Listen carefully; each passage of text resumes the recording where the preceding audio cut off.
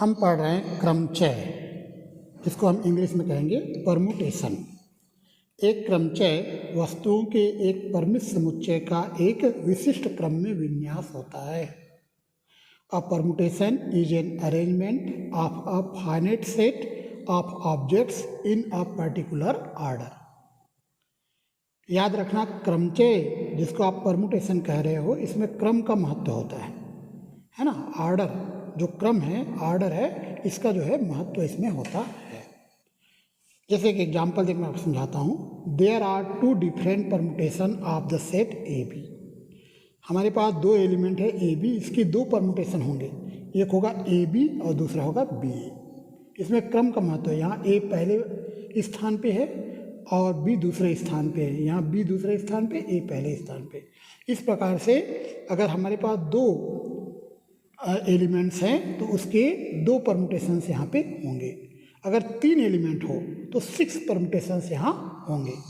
There are 6 different permutations of the set A B C. यहाँ पे number of element 3 हैं, ए B सी। इसके 6 permutations होंगे, A B C, A C B, B A C, B C A B, C B A. इस प्रकार से याद रखना, परमुटेशन में क्रम का महत्व होता है। यहाँ ए फर्स्ट पोजीशन पे है, बी सेकंड पोजीशन पे, सी थर्ड पोजीशन पे है। यहाँ पर ए फर्स्ट पोजीशन पे आया, सी सेकंड पोजीशन पे है और बी थर्ड पोजीशन पे आ गया। तो ये और ये अलग अलग हुआ, ठीक है। तो जहाँ पे क्रम का महत्व है वो परमुटेशन कहलाएगा। तो हमारे पास अगर 3 एलिमेंट्स हैं तो उसके 6 डिफरेंट परमुटेशंस होंगे, 6 अलग अलग क्रमचय होंगे, ठीक है। चलिए, तो number of permutations of n different objects. अगर n डिफरेंट ऑब्जेक्ट है तो नंबर ऑफ परमुटेशन जो है फैक्टोरियल n होता है। ये आप याद रखिए, n भिन्न भिन्न वस्तुओं के क्रमचयों की संख्या फैक्टोरियल n होती है। अगर n डिफरेंट प्रकार के ऑब्जेक्ट्स हैं, n अलग अलग प्रकार की वस्तुएं हैं, तो उनके कुल परमुटेशन की जो संख्या है वह फैक्टोरियल n होती है। आगे हम बढ़ते हैं। परमुटेशन विथ रिपीटेशन, पुनरावृत्ति के साथ क्रमचय। यदि किसी समुच्चय के n वस्तुओं में से एक प्रकार की ठीक एक जैसी p वस्तुएं, द्वितीय प्रकार की ठीक एक जैसी q वस्तुएं तथा तीसरी प्रकार की ठीक एक जैसी r वस्तुएं हैं तथा शेष वस्तुएं सभी भिन्न भिन्न हैं, तब n वस्तुओं के क्रमचयों की संख्या।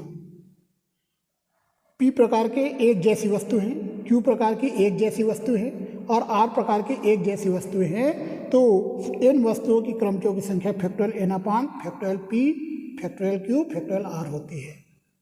हम ये कह रहे हैं, if out of n objects in a set, total set में n ऑब्जेक्ट्स हैं, p objects are exactly alike of one kind, q objects exactly alike of second kind and r objects exactly alike of third kind, and remaining objects are all different, then the number of permutations of n object is factorial n upon factorial p factorial q factorial r।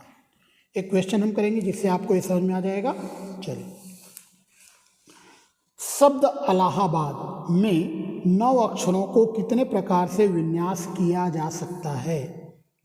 How many ways are there to arrange the 9 letters in the word Allahabad? इसमें 9 letter है, 1 2 3 4 5 6 7 8 9। तो 9 letter को factorial 9 तरीके से arrange किया जा सकता है, लेकिन यहाँ पर आप देखिए ए 4 टाइम रिपीट हो रहा है। ए जो है 4 टाइम रिपीट हो रहा है। एल जो है 2 टाइम्स रिपीट हो रहा है। तो यहाँ पर हम देख रहे हैं कि ए 4 टाइम और एल 2 टाइम्स रिपीट हो रहा है। तो हमने यहाँ लिखा है, since the word Allahabad contains 4 A's and 2 L's, therefore the total number of arrangement of 9 letter in the word Allahabad is factorial 9 upon factorial 4 factorial 2। क्योंकि ए 4 टाइम्स है और एल जो है 2 टाइम्स है, इसी कारण फैक्टोरियल ऑफ फैक्टोरियल 2 से डिवाइड करना पड़ेगा, तो हमारा आंसर आएगा 7560 वेज। ठीक है, मैंने हिंदी में भी लिखा है, चूंकि शब्द इलाहाबाद में 4 ए तथा 2 एल हैं, अतः शब्द इलाहाबाद में 9 अक्षरों का विन्यास के कुल तरीके फैक्टोरियल 9 अपॉन फैक्टोरियल ए इंटू फैक्टोरियल 2 होगा। इसको सॉल्व करेंगे तो आएगा 7560। ठीक है, एक क्वेश्चन आप लोगों के होमवर्क है, how many ways are there to arrange the word mathematics. ध्यान रखना है यहाँ पर एम जो है 2 टाइम्स है, टोटल नंबर आप लेटर कितने काउंट कर लो, 1 2 3 4 5 6 7 8 9 10 11। ठीक है, टोटल इसमें 11 लेटर्स हैं, 11 हैं, 1 2 3 4 5 6 7 8 9 10 11। ओके, मैथमेटिक्स में टोटल 11 लेटर्स हैं और इसमें एम 2 बार रिपीट हो रहा है, ए भी 2 बार रिपीट हो रहा है, टी भी 2 बार रिपीट हो रहा है। तो टोटल नंबर ऑफ वेज आएंगे factorial 11 upon factorial 2 into factorial 2 into factorial 2, मतलब डिनोमिनेटर में 3 बार फैक्टोरियल 2 आएगा, क्योंकि एम 2 बार है, ए भी 2 बार है और टी भी 2 बार है, इसी कारण डिनोमिनेटर में 3 बार फैक्टोरियल 2 आएगा। अब हम आगे बढ़ते हैं, कुछ फार्मूले हैं जो आप लोगों को याद रखने हैं। NPR, इसका फार्मूला होता है factorial n upon factorial n minus R. NCR का फार्मूला है factorial n upon factorial r factorial n minus R. NCR को NCn माइनस आर भी आप लिख सकते हो, NCR लिखो या NCn माइनस आर, दोनों का मतलब सेम होता है, दोनों इक्वल होते हैं। NC1 is equal to n होता है और NC0 इज इक्वल टू 1 होता है। ये जो कुछ फार्मूले हैं जो आप लोगों को याद रखने हैं, आगे ये फार्मूले का यूज होगा। एक क्वेश्चन हम करते हैं, find N if 2 into NP2 plus 50 is equal to 2NP2। इसमें हमें n की वैल्यू फाइंड आउट करना है, ये हमें दिया गया है 2 into NP2 plus 50 is equal to 2NP2, ये क्वेश्चन में दिया गया है। NP2 की वैल्यू होगा factorial n upon factorial n minus 2, इस फार्मूले से। NPR होता है factorial n upon factorial n minus R, यहाँ पे r की जगह 2 रखेंगे तो factorial n upon factorial n minus 2 आएगा। NP2 की वैल्यू हमने रख दिया ये, और 2NP2 की वैल्यू होगा factorial 2n upon factorial 2n minus 2। अब फैक्टोरियल n को हम लिख सकते हैं n into n minus 1 factorial n minus 2। ऐसा हमने इसलिए लिखा है कि फैक्टोरियल n माइनस 2 कैंसिल हो जाएगा, और यहाँ पर फैक्टोरियल 2n को हम लिख सकते हैं 2n into 2n minus 1 into factorial 2n minus 2 upon 2n minus 2। यहाँ भी फैक्टोरियल 2n माइनस 2 कैंसिल होगा, इस प्रकार से आ जाएगा। इसको सिंप्लीफाई कर लेते हैं, ब्रैकेट्स ओपन कर लेते हैं। ब्रैकेट्स ओपन करने के बाद में हम इसको और सॉल्व करते हैं। इस प्रकार से हमने इसको सॉल्व किया तो n इक्वल टू 25 आया, तो n की वैल्यू हमें 5 मिल रहा है। एक और क्वेश्चन हम करते हैं, prove that NCR plus NCR minus 1 is equal to n plus 1 CR। हम लेफ्ट हैंड साइड से स्टार्ट करेंगे और राइट हैंड साइड जाएंगे, तो हमारा लेफ्ट हैंड साइड है NCR प्लस NCR माइनस 1। इसका फार्मूला होता है factorial n upon factorial r factorial n minus r। इसका फार्मूला होगा factorial n upon factorial r minus 1 factorial n minus r minus 1। अब फैक्टोरियल r को हमने लिखा है r into factorial r minus 1। यहाँ से यहाँ फैक्टोरियल r को हमने चेंज किया है। अब इन दोनों में factorial n upon factorial r minus 1 common है, कॉमन निकाल दिए। यहाँ बचेगा 1 upon r factorial n minus r, यहाँ बचेगा 1 upon factorial n minus r plus 1। आगे बढ़ते हैं, यहाँ पे आप देखिए, यहाँ तक आप पहुँच चुके हो। इसके बाद में यहाँ पे आप देखो, यहाँ पर हमने n माइनस आर प्लस 1 ऊपर और नीचे मल्टीप्लाई कर दिया। ऊपर हमने n minus R plus 1 multiply किया है और नीचे भी, मतलब n माइनस आर प्लस 1 ये वाला जो टर्म है ऊपर और नीचे मल्टीप्लाई कर ली, ये वाला टर्म का ऊपर और नीचे मल्टीप्लाई करने के बाद में ये लाइन हमें मिल रहा है, ये इस प्रकार से है। इसको हम लिख सकते हैं factorial n minus R plus 1।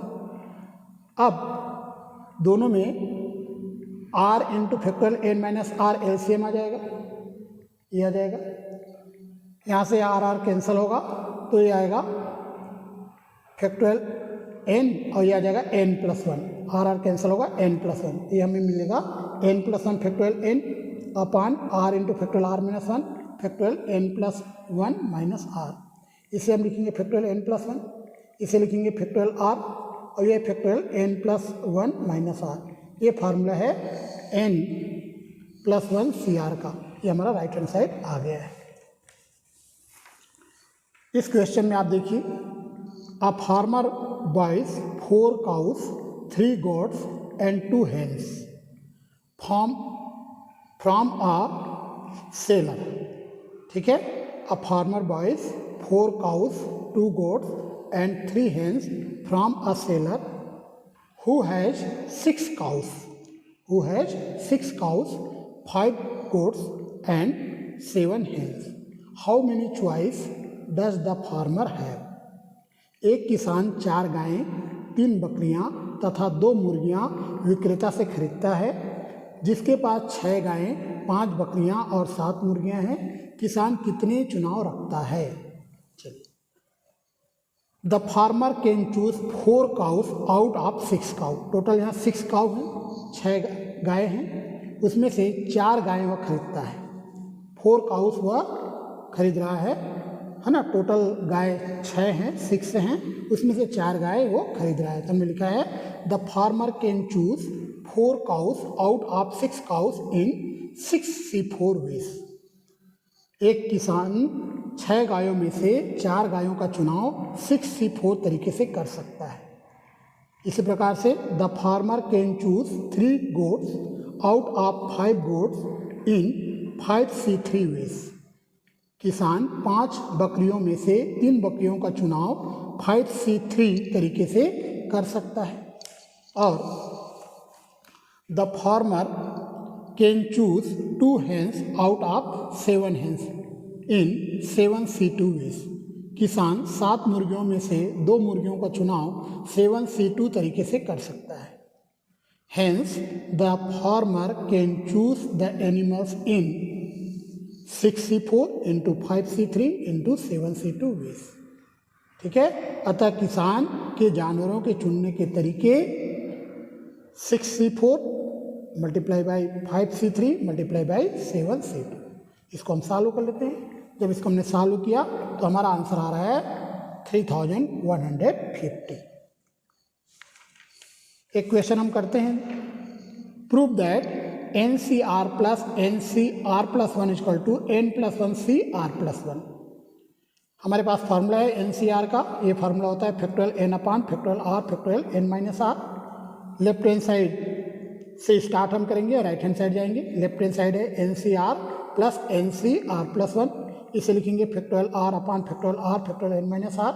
इसे लिखेंगे factorial N upon factorial R+1 और फैक्टोरियल N-R+1। ठीक है, इसी फार्मूले का यूज हमने किया है।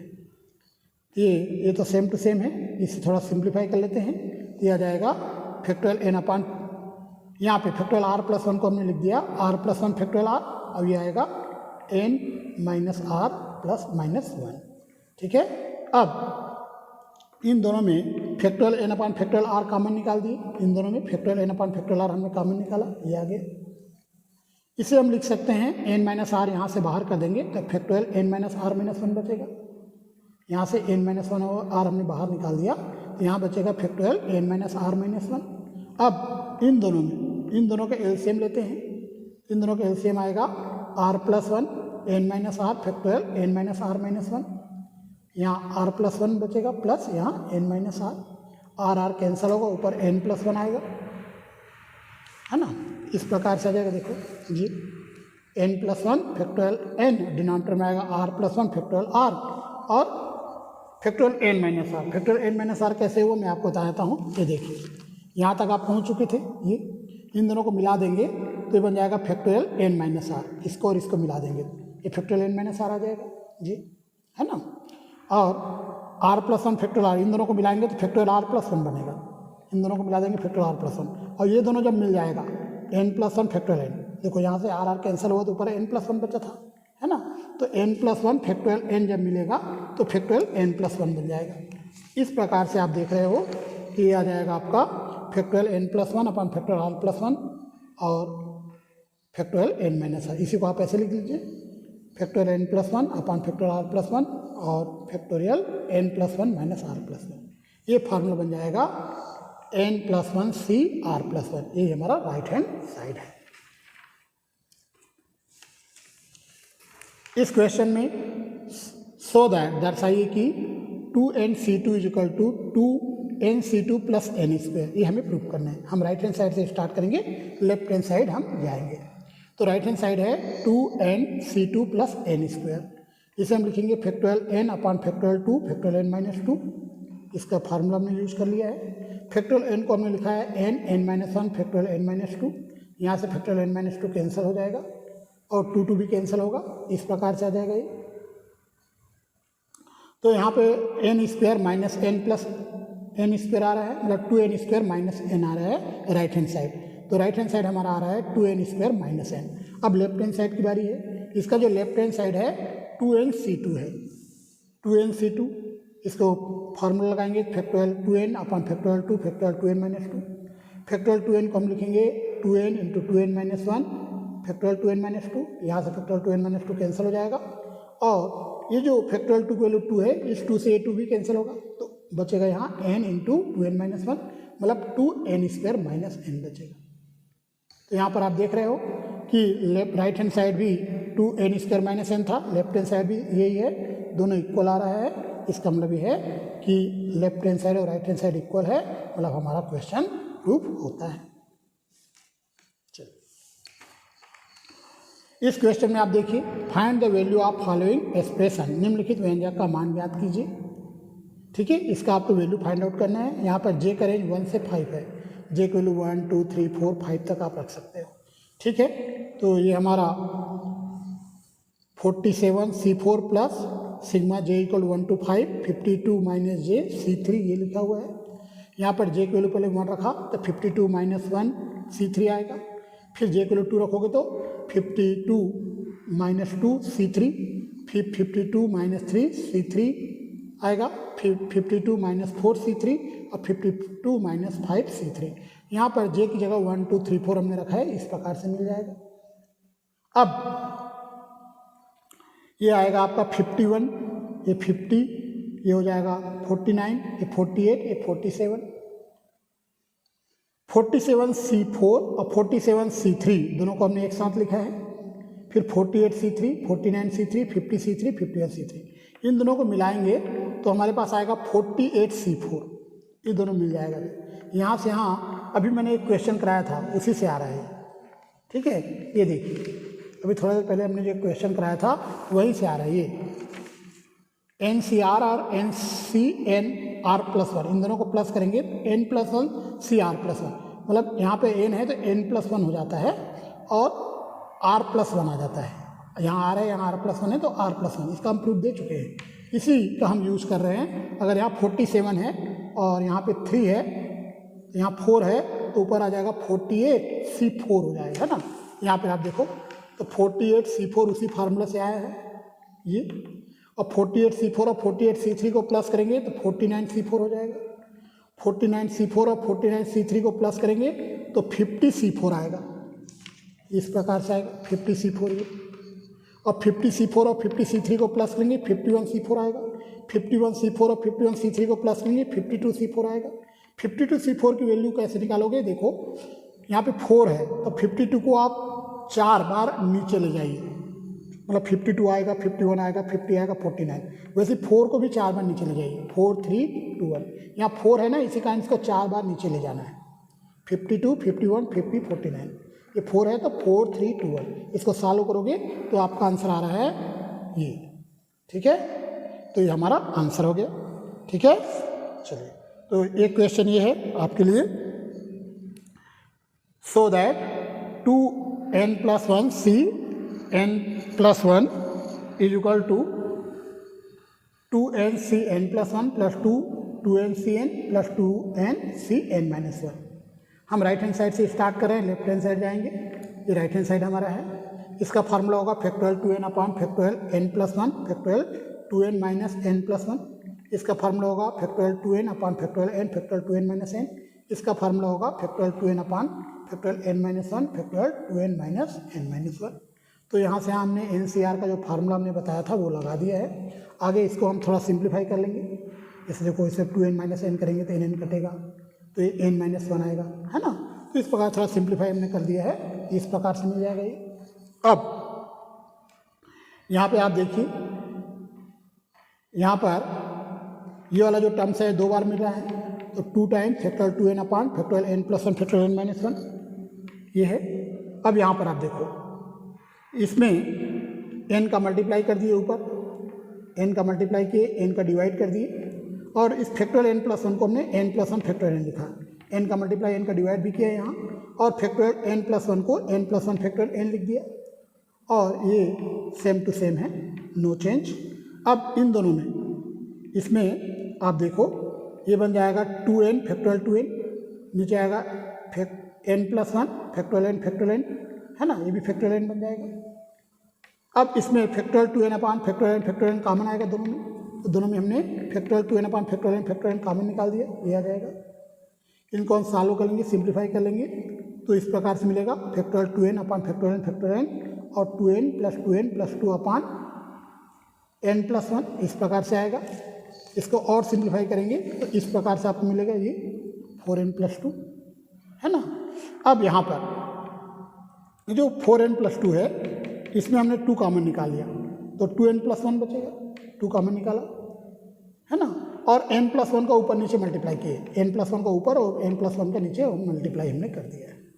तो ये बचेगा, इस देखो ये आ जाएगा, इसका 2 का मल्टीप्लाई इनके साथ कर दीजिए, तो 2n plus 2 factorial 2n plus 1 और फैक्टोरियल 2n, इसका 2 का मल्टीप्लाई इनके साथ होगा तो 2n प्लस 2 2n प्लस 1 और फैक्टोरियल 2n, नीचे आएगा factorial n plus 1 factorial n plus 1, ऊपर वाला बन जाएगा factorial n plus 2 2n plus 2 sorry 2n plus 2, नीचे आएगा n प्लस 1 और factorial 2n plus 2 minus n plus 1, है ना। तो इसको आप लिख सकते हो 2n plus 2 c n plus 1, ये हमारा राइट हैंड साइड आ जाएगा।